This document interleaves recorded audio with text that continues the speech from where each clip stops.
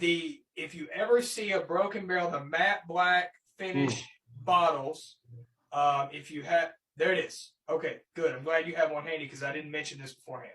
If you ever see one of these, everybody likes to say in the wild. If you ever see that, just get it and thank me later. That is Seth. That has Seth's hands all over it. That is his own individual. When you make them, you make them. When they're done, they're gone. Those bottles right there, I had the privilege of tasting a couple, and they are excellent. So I just wanted to show folks that we have they're the fun. base collection here, but if you see that, get it.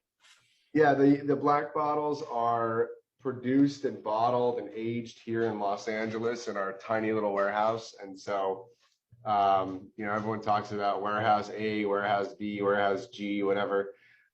We've got, the Broken Barrel that comes out of Owensboro comes from, I forget how many warehouses they have now. I know they built some new ones, but they're aging over there, and let's call it dozen and a half warehouses, give or take.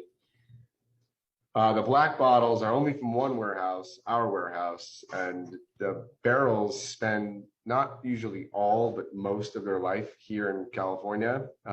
We have a pretty hot, relatively dry environment. We're not too close to the water, and so we're at 16 miles from the ocean.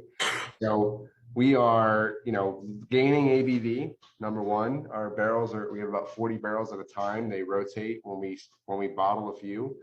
We will have bottled, I want to say 12 or 13 barrels in the end of the second quarter, beginning of the third.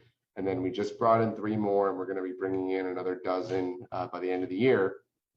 And then we'll be putting out some more stuff. And then we bottle, refill. It's only 600 square feet of storage. So we get about 40 barrels back there.